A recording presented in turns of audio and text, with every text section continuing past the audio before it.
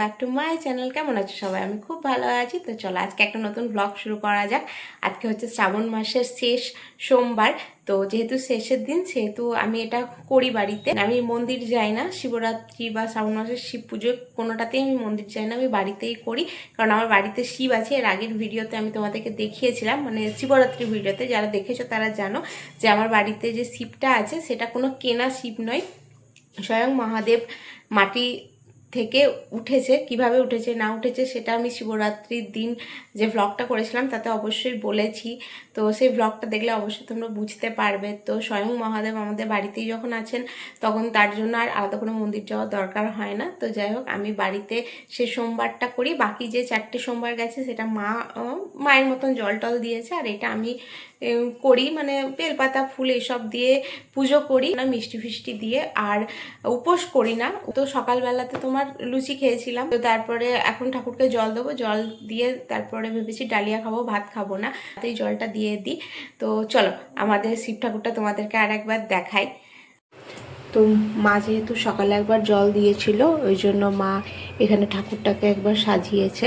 তো আমি এখন যেহেতু জল দেবো তো আর একবার আমি ভালো করে সাজাবো।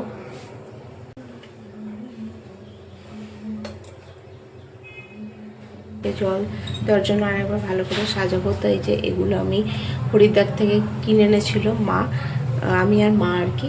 তো এগুলো দিয়ে ঠাকুরকে এখন সাজাবো। তো এটা হচ্ছে ত্রিশূল, আর এই যে এই সাপটা।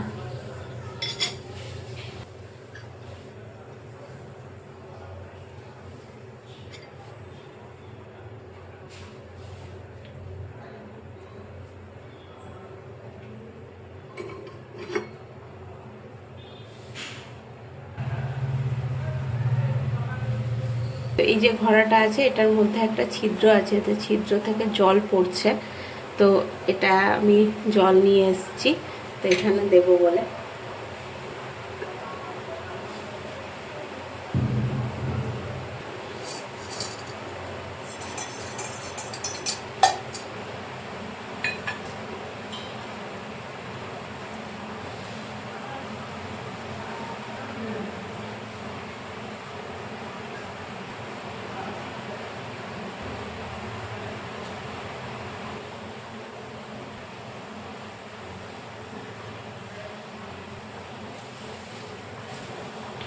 তো আমাদের বাড়িতে 2 রকমের অপরাজিতা ফুল আছে। এই যে এইটা একটা সাদা, আর ঠাকুরের কাছে যেটা আছে নীল ওই রঙের। তো দুটোই তোমার নিজে নিজেই গাছগুলো হয়েছে, কেউ কখনো লাগায়নি আর কি।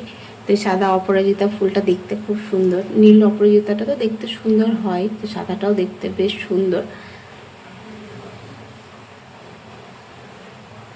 এটা হচ্ছে নীল অপরাজিতাটা। তো দুটো ফুলই দেখতে ভীষণ সুন্দর।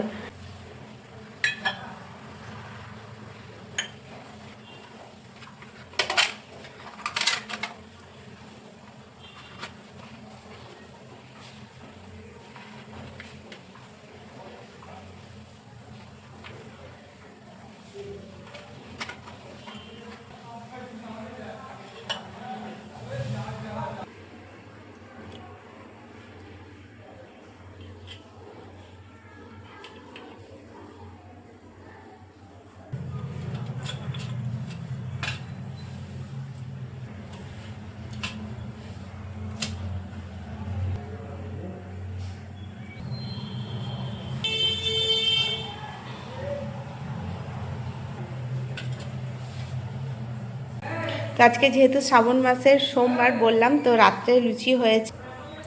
তো এই যে এটা হচ্ছে আমাদের মহাদেব।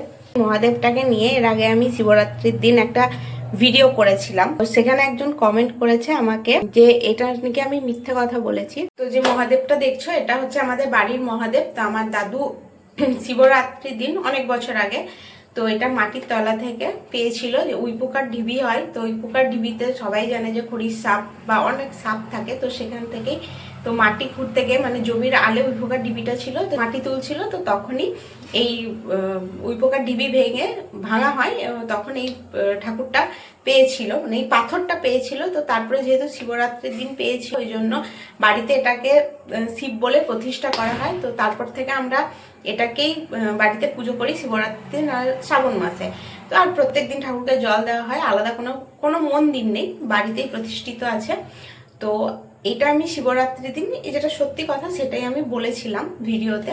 তো একজন আমাকে কমেন্ট করেছিল যে আমি নাকি মিথ্যে কথা বলছি। তো এটা নিয়ে আমার কিছু বলার নেই, কারণ যাদের বিশ্বাস করার তারা করবে, যাদের বিশ্বাস করার নেই তারা করবে না। সেটা নিয়ে আমার আলাদা করে কিছু বলার নেই, কিন্তু আমি কোনো মিথ্যে কথা বলিনি।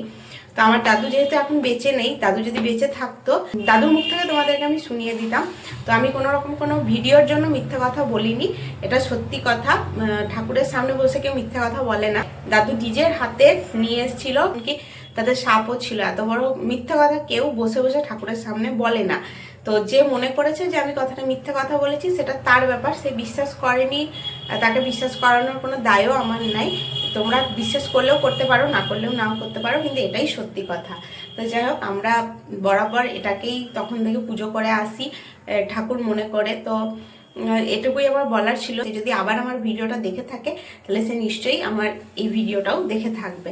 তো আজকের ব্লগটা আমি এখানেই শেষ করছি, আর তোমরাও শ্রাবণ মাসের সোমবারটা খুব ভালোভাবে কাটাও।